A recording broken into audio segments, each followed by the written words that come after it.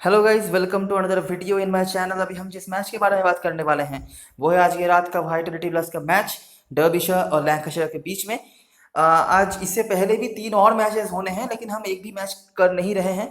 उसके पीछे का रीज़न है कि वॉर्चेस्टरशायर का जो मैच है रेलिवेंट नहीं है। मतलब दोनों डिफरेंट ग्रुप के टीमों के मैचेस हो रहे हैं, मतलब कोई पास्ट हिस्ट्री वगैरह नहीं है उनका। डरहम के मैच का भी वही हाल है, लेकिन डरहम का मैच हमारे लिए बहुत इंपॉर्टेंट होगा। वो मैं क्यों होगा आगे समझाता हूँ। और दूसरा है नॉटिंघमशायर का मैच। वो किया जा सकता था, लेकिन क्योंकि कल ही यॉर्कशायर का मैच हुआ था, तो इसीलिए मैं फिर से वो मैच नहीं कर रहा। तो इसीलिए वो 3 मैचेस हम नहीं कर रहे हैं। लेकिन डरहम वाला मैच आपको नोटिस करना पड़ेगा, क्यों मालूम है? क्योंकि ये जो ग्राउंड है ना, हेडिंगली लीड्स, इसी ग्राउंड पे डरहम का मैच भी होगा। और वो मैच खत्म होने के 2-2.5 घंटे के बाद ये मैच होगा। ठीक है। और सेम पिच पे होने जा रहा है। तो इसीलिए उस मैच को नोटिस करना हमारे लिए बहुत ही ज़्यादा इंपॉर्टेंट है, क्योंकि हमें समझना पड़ेगा कि वो पिच किस तरह से बात कर रहा है। फिलहाल के लिए हमारे पास जो इंफॉर्मेशन है, मैं तो उस बेसिस पे बात करूंगा ही, लेकिन अपडेटेड रहने के लिए आपको उस मैच का भी खबर रखना पड़ेगा। कल के मैच में भी हमारा कुछ खास डाल गला नहीं था, क्योंकि जो जो हमने प्रेडिक्ट किया था बिल्कुल उल्टा उनका जो है ऑपोजिट हुआ था। हमने प्रेडिक्ट किया था डर्बीशायर की अच्छी परफॉर्मेंस, उनकी जीत भी शायद, लेकिन कुछ भी सही नहीं किया था। हमने जो जो चीज़ डर्बीशायर के लिए प्रेडिक्ट करा था वो काम यॉर्कशायर कर गई, और जो काम हमने यॉर्कशायर के लिए प्रेडिक्ट करा था वो काम किया था डर्बीशायर ने। तो सही नहीं किया था, और इसमें कोई मतलब छिपाने की बात तो है नहीं।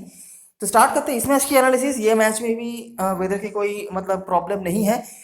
अभी ये दो टीमें जो है ना, नॉर्थ ग्रुप की जायंट टीमें रही हैं। ठीक है। लैंकाशायर पिछले सीजन में पहले स्थान पर खत्म करा था अपने ग्रुप पे, और डर्बीशायर उसी सेम ग्रुप पे रहे थे जहां पर उन्होंने तीसरे स्थान पर खत्म किया था। अब हेड टू हेड मैचेस में भी देख सकते हैं, पिछले 5 मैचेस में 2-2 की बराबरी चल रही है लैंकाशायर और डर्बीशायर के बीच में। होम टीम के कुछ मतलब कोई होम टीम तो नहीं है आज के मैच में, लेकिन इस ग्राउंड पे जो दोनों टीमों के मैचेस हुए हैं पिछले 2 सालों में, मैं वो आपको दिखा दूंगा ताकि आपको थोड़ा आइडिया हो जाए। दोनों ही टीम पिछले 2-3 सालों में जितने भी मैचेस ये खेले हैं, जाहिर सी बात है यॉर्कशायर के अगेंस्ट में खेले थे दोनों ही टीमों ने, तो सारे मैचेस वो जीते हैं। मतलब कोई वीक पॉइंट वगैरह हमें नहीं मिल रहा है एज ए टीम। देखते हैं आगे क्या क्या होता है। पिछले सीजन की परफॉर्मेंस की बात करें तो लैंकाशायर का होकर डेविस, विलास और क्रॉफ्ट, ये कुछ परफॉर्मर्स थे। इस सीजन में आपको ऑलरेडी पता ही होगा कि लैंकाशायर अपना पहला मैच जीत चुके थे डरहम के अगेंस्ट में, और दूसरा मैच उनका था जो लेस्टर शहर के अगेंस्ट में था। वहां पर सिर्फ उनकी बॉलिंग ही हुई थी, बाकी मैच कैंसिल हो गया था। और डर्बीशायर का पहला मैच भी धुल गया था, लेकिन आखिरी मैच जो मतलब अगला मैच जो उन्होंने खेला था कल यॉर्कशायर के अगेंस्ट में, बहुत ही ज्यादा बुरी तरीके से वो हारे थे। डर्बीशायर की तरफ से ये कुछ परफॉर्मर रहे हैं। गेंदबाजी में लैंकाशायर के होकर पार्किंसन और लिविंगस्टोन, और यहाँ से ये कुछ नाम है, आप देख सकते हैं, मैं ज़्यादा डिटेल नहीं कर रहा। लेकिन कुछ मैचेस की बात करते हैं। तो जैसा कि आप ऊपर देख ही लिया है आपने कि ये फिक्सचर काफ़ी कम्पिटिटिव रहा है। तो यही चीज़ आपको यहाँ पर दिख जाएगा। जो मैच जो भी टीम जीतती है, बहुत ज़्यादा मतलब डोमिनेट करके कोई भी यहाँ पर जीत नहीं पाए हैं अभी तक। तो देखिए, पहला मैच डर्बी यहाँ पर जीती थी। गुडलमैन, क्रिशली, ह्यूजेस के रन थे, और पार्किंसन के विकेट्स।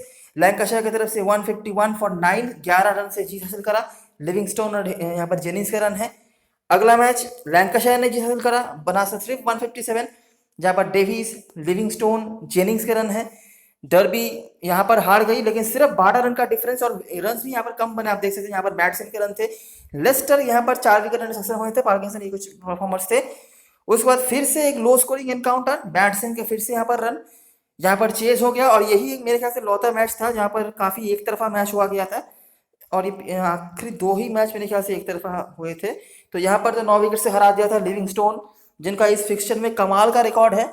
उन्होंने धागा खोल दिया था बिल्कुल। और ये आखिरी मैच जहाँ पर डर्बी ने बना था 211 लुइस रीस के परफॉर्मेंस के ऊपर डिपेंड करके, और यहाँ पर लगभग 30-35 रन से हारना पड़ा था। लिविंगस्टोन का परफॉर्मेंस था।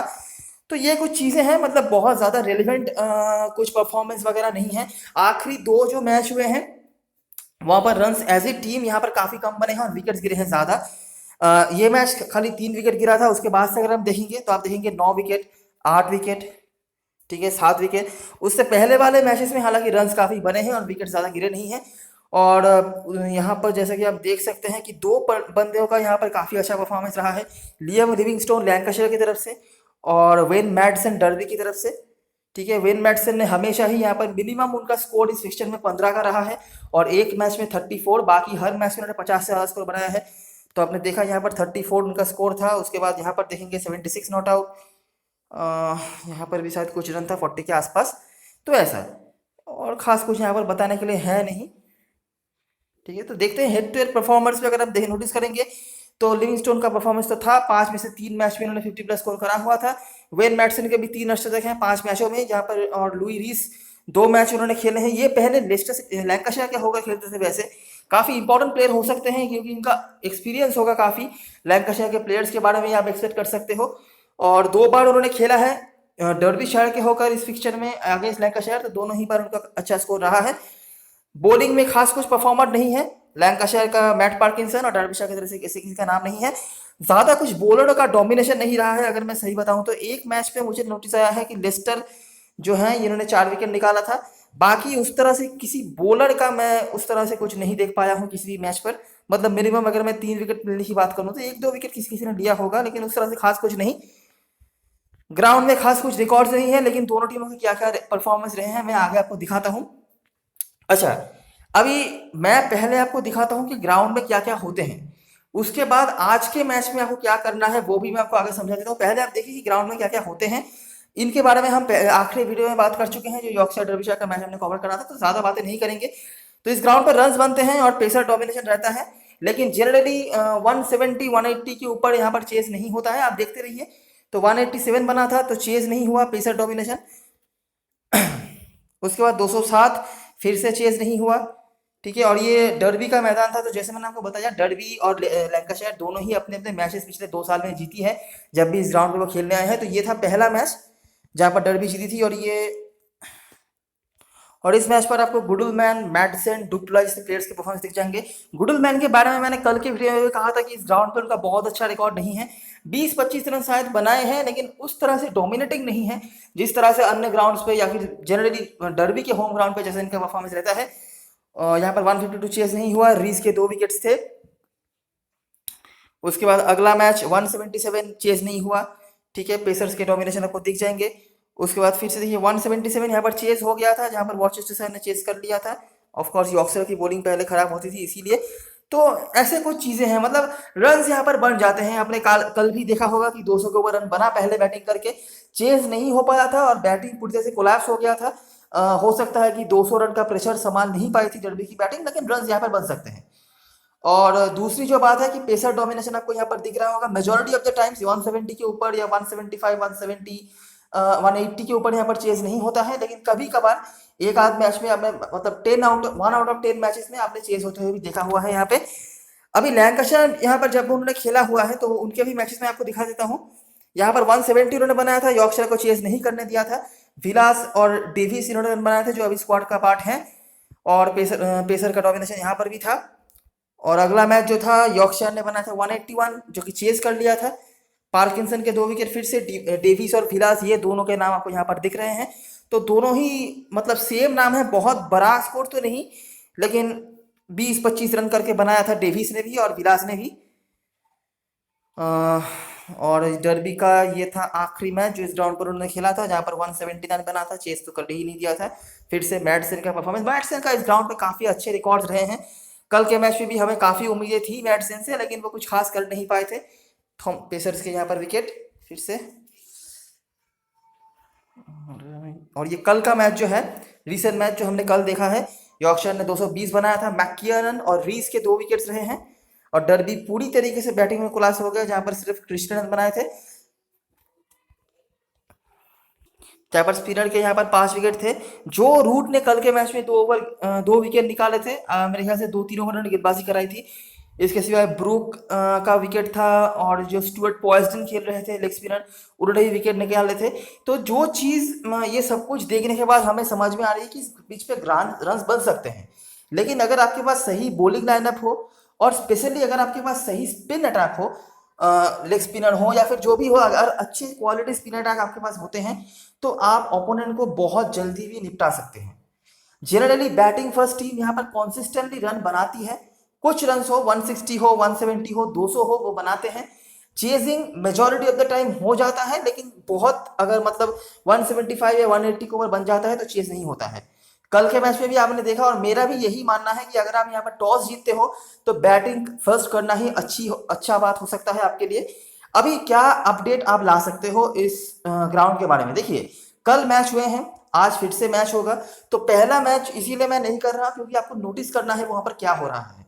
ठीक है, मेरा जो ऑब्जर्वेशन है इस तरह के सिचुएशन में जो होता है कि पिच काफी स्लो हो जाता है। ठीक है, हो सकता है मतलब अगर आज का जो पहला मैच है वो अगर नहीं होता तो शायद पिच को टाइम मिल जाता रिकवरी करने का। लेकिन क्योंकि कल मैच हुआ है, उसके बाद आज शाम को फिर से मैच होगा, उसके बाद एक और मैच होगा, तो पिच मुझे लगता है अनडाउटेडली काफी स्लो होगा। और स्पिनर्स जो आपने देखा कि कल के मैच में भी स्पिनर्स ने विकेट निकाला था, उनका रोल आज के मैच में और भी ज्यादा हो सकता है। तो दो चीजें आपको करनी है। एक तो ये कि बैटिंग से आपको उम्मीद यही रखना है कि लो स्कोरिंग एनकाउंटर हो सकता है।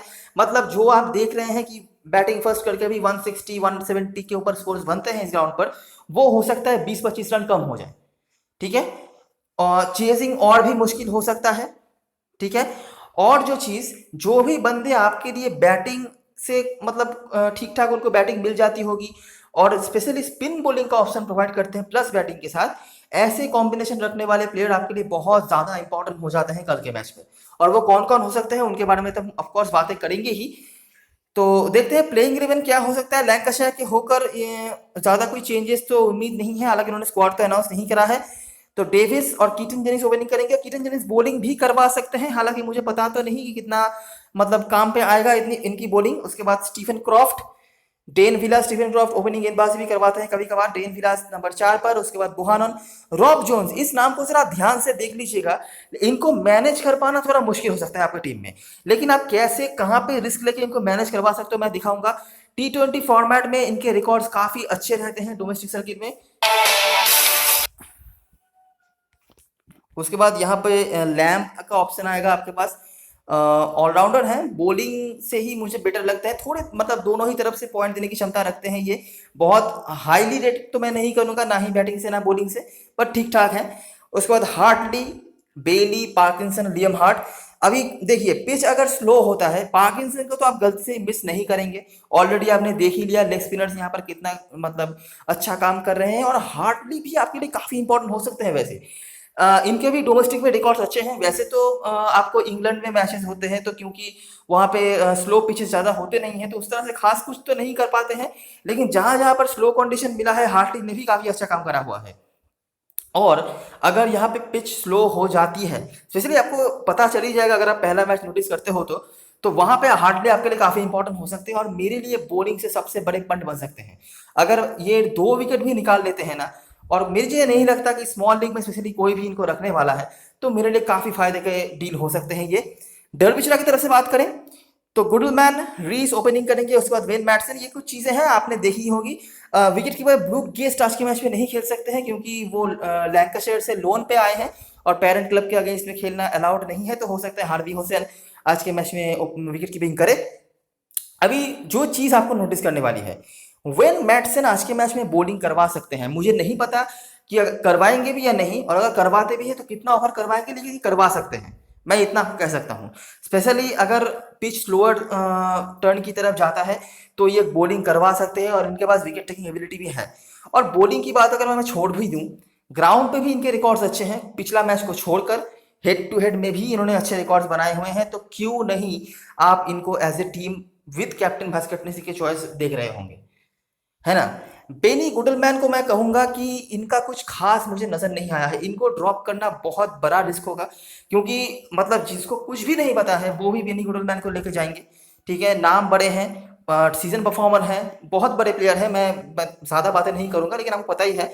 लेकिन इनके रिकॉर्ड यहाँ पर बहुत अच्छे नहीं है, और अगर मैं इनको ड्रॉप करूं तो उनके जगह पर मेरे लिए कुछ अच्छे ऑप्शंस बन सकते हैं जिनको आप ट्राई कर सकते हो। 80% चांस है कि आप ड्रॉप ना करो, लेकिन अगर आप बड़ी लीग खेल रहे हो तो मैं आपको दिखाता हूं कि बेनी गुडलमैन की जगह पर आप किसको ले सकते हो। उसके बाद डुप्लॉय, ह्यूजेस जैसे ऑप्शन यहाँ पर होंगे। अभी पिच स्लो हो, जिस अगर होता है तो क्रिशली, मैककिनन मेरे लिए मस्ट हैव हो जाते हैं। मैककिनन कल के मैच में भी सेम पिच पर 2 विकेट ले ही चुके हैं, बहुत सारी जनता उनको ले भी रही है। क्रिशली बैटिंग अच्छा करा था उन्होंने, बॉलिंग से खास कुछ कर नहीं पाए थे। अनलकी आप कह सकते हैं कि उनको लिथ के सामने आना पड़ा था उस वक्त जब लिथ बिल्कुल आग उगल रहे थे, तो हो सकता है कि अनलकी थे। लेकिन मैं आज के मैच में क्रिशली को भरोसा रखना चाहूंगा। इसलिए नहीं कि रिकॉर्ड्स इनके सही हैं, फॉर्म उनका अच्छा चल रहा है और लेग स्पिनर है तो कोई सवाल पैदा नहीं होता कि किसी लेग स्पिनर को अंडर एस्टिमेट करें। बाकी विकेट लेंगे नहीं लेंगे वो तो मुझे पता नहीं। तो कैप्टन वाइस कैप्टन चॉइस की बात करें तो जेनिंग्स और डेविस इन्हीं के परफॉर्मेंस अभी रहे हैं तो इनके साथ ही लोग जाएंगे। ऑलराउंडर में से क्रॉफ्ट नंबर 3 पे आ रहे हैं और ओपनिंग गेंदबाजी भी करवा रहे हैं। विलास बेली के साथ बहुत लोग जा रहे हैं क्योंकि लास्ट जो मैच हुआ था लेस्टर के अगेंस्ट में, वहां पर मैच तो पूरा नहीं हुआ था लेकिन बेली ने 5 विकेट लिए थे पहले इनिंग्स में बॉलिंग करके ही। तो इनको काफी लोग लेंगे तो सभी, लेकिन कैप्टन वाइस कैप्टन भी काफी लोग बना रहे हैं। उसके बाद यहाँ पर हार्टली और पार्किंसन में से कोई एक, स्पेशली अगर पिच लोअर कंडीशन में जाता है वो आपको पता चलेगा अगर आप जो पहला मैच होगा इस पिच पर वो अगर नोटिस करेंगे तो। और उसके बाद रॉब जोन्स बैटिंग से, डर्बिशायर के होगा रीस, बैटसन सेफ पिक में होंगे, गुडलमैन और क्रिशली यहाँ पर रिस्की में। उसके बाद ये कुछ ऑप्शन होंगे जिनको आप ट्राई कर सकते हो। तो अभी एक बार देख लेते हैं ड्रीम वेवर की टीम और किस तरह से आप थोड़ा रिस्क लेके एक लॉजिकल टीम बना सकते हो और सेफ कॉम्बो भी किस तरह से बना सकते हो, देख लेते हैं। तो मैंने इस तरह का एक कॉम्बिनेशन बनाया है, देखने में काफी ऑड लग रहा है लेकिन लॉजिकल है। वैसे आप नोटिस करेंगे कि मैंने डेविस और कीटन जेनिंग्स दोनों को ही रखा है, रॉब जोन्स को मैंने रख लिया है क्योंकि मैंने यहाँ पर गुडलमैन को ड्रॉप किया है, ठीक है। और अगर मैं बार बार कह रहा हूं अगर पिच स्लो होता है तो बैटिंग करने के लिए काफी दिक्कतों का सामना करना पड़ेगा दोनों ही टीमों के बैट्समैनों को, ठीक है। रॉब जोन्स एक लेग स्पिनर का ऑप्शन भी प्रोवाइड कर सकते हैं, मुझे पता नहीं है गेंदबाजी कराएंगे भी या नहीं, लेकिन ऑप्शन है ये भी कि बॉलिंग करवाएं। और बैटिंग से भी अच्छे फॉर्म पर रहे हैं, अभी तक उस तरह से मौका नहीं मिला है। लेकिन अगर समझ लीजिए पहले जल्दी विकेट्स गिर जाते हैं तो रॉब जोन्स के पास बैटिंग के प्रॉपर मौके आ सकते हैं। उसके बाद वेन मैडसन बहुत ज्यादा इंपॉर्टेंट प्लेयर है भाई साहब मेरे लिए। बॉलिंग कराएंगे या नहीं, विकेट लेंगे या नहीं मुझे पता तो नहीं, लेकिन मेरा ऑब्जर्वेशन है कि वो बॉलिंग करवाते हैं। बाकी विकेट लेंगे या नहीं, मतलब बॉलिंग करवाएंगे भी उसके बाद उनको रन पड़ जाएगा उल्टा या नहीं, ये मुझे पता नहीं। लेकिन रिकॉर्ड्स इनके सारे बैटिंग से हैं, बॉलिंग की बात अगर मैं छोड़ भी दूं, बैटिंग से इनके काफी अच्छे रिकॉर्ड्स हैं, एक्सपीरियंस प्लेयर हैं और मेरा एक्सपेक्टेशन है कि यहाँ पर बॉलिंग भी करवा सकते हैं। तो इसीलिए मेरे लिए सबसे इंपॉर्टेंट प्लेयर है ये डर्बीशायर की तरफ से। एलेक्स ह्यूजेस को लिया है, स्लो मीडियम पेस बॉलर हैं और बैटिंग भी थोड़ी बहुत करवा सकते हैं। और क्योंकि मुझे नीचे तक जाना है तो नीचे सारे ऐसे प्लेयर्स को मैंने लिया है जो मुझे दोनों तरफ से पॉइंट दे सकते हैं। अगर आप चाहें एलेक्स ह्यूजेस के जगह पर गुडलमैन को ऐड कर सकते हैं, कोई दिक्कत वाली बात नहीं है। उसके बाद रीस, क्रिशली, मैकियनन तीनों तो मेरे लिए मस्ट हैव है ही। और यहाँ पर मेरे लिए पंट के तौर पे मैंने लिया है हार्टली को। अभी अगर आप चाहें एलेक्स ह्यूजेस के जगह पर स्पेशलिस्ट बैट्समैन या बॉलर को ऐड कर सकते हैं, स्पेशलिस्ट बैट्समैन होंगे आपके पास गुडलमैन, और बॉलर के तौर पे सैम कॉनर्स का ऑप्शन आएगा, कमाल के फॉर्म पर रहे हैं। लेकिन कल के मैच में जिस तरह से उनको रन पड़ा था उसके बाद से इनका मतलब मोटिवेशन कैसा रहेगा ये देखने वाली होगी बात। नहीं तो ये भी काफी अच्छे फॉर्म पर थे और पिच अगर स्लो कंडीशन में नहीं रहता तो ये मेरे लिए फर्स्ट प्रेफरेंस होते डर्बीशायर की बॉलरों में से। लेकिन क्योंकि पिच थोड़ा बहुत स्लो हो सकता है तो मैं इसीलिए इनके साथ नहीं जा रहा। बाकी ऑलराउंडर सेक्शन में क्रॉफ्ट एक बहुत ही सही ऑप्शन होंगे, नंबर 3 पे बैटिंग करेंगे, बैट में फॉर्म पर हैं वो और ओपनिंग गेंदबाजी भी करवा सकते हैं। लेकिन अगर मैं क्रॉफ्ट को ले लेता तो मेरे लिए पूरी तरीके से लैंकाशायर के सपोर्ट में टीम बन जाता 7 फुट का, जो कि मैं बनाना नहीं चाहता। बाकी अगर आप चाहते हो क्रॉफ्ट को ले लो ह्यूजेस की जगह पर, तब आप रॉब जोन्स को ड्रॉप कर दो और बेनी गुडलमैन को ऐड कर लो, मतलब ऐसा कर सकते हो। कैप्टनसी के लिए सबसे सही चॉइस तो मुझे मैडसन लग रहा है, मुझे पता नहीं क्यों कल के मैच में मेरे लिए सबसे इंपॉर्टेंट चॉइस से फेल हो गए, आज के मैच में मुझे ऐसा ही लग रहा है, पता नहीं क्या होगा। उसके बाद आपको वाइस कैप्टनसी देखना है तो लुइस रीस के साथ जा सकते हो, या फिर आपको अगर सेफ पॉइंट स्कोरर चाहिए ना तो आप किसी स्पिनर बॉलर या ऑलराउंडर के साथ जा सकते हो, जैसे कि क्रिशली यहाँ से, मैकियरन यहाँ से, पार्किंसन, हार्टली, ये कुछ ऑप्शंस हैं जिनको आप एज ए कैप्टन या वाइस कैप्टन भी ट्राई कर सकते हो स्मॉल लीग में भी। क्योंकि 1-2 विकेट अगर वो निकाल लेते हैं तो मुझे नहीं लगता कि वो पॉइंट भी बहुत सारे बैट्समैन आपके लिए जिनके वो भरोसा आप रख रहे हो वो आपको कलेक्ट करके देंगे, ठीक है। तो ये रही सारी एनालिसिस और ऑब्जर्वेशन। अगर आपको अच्छा लगा हो तो लाइक जरूर करना, सब्सक्राइब करना चैनल को, डिस्क्रिप्शन बॉक्स में टेलीग्राम चैनल का लिंक होगा वहां पर ज्वाइन हो जाना अगर आपको इस मैच के बारे में कोई डाउट वगैरह हो तो, क्योंकि टॉस के बाद हम बहुत सारी चीजें वहां पर अपडेट करते रहते हैं। तब तक के लिए best of luck for this match and goodbye for now.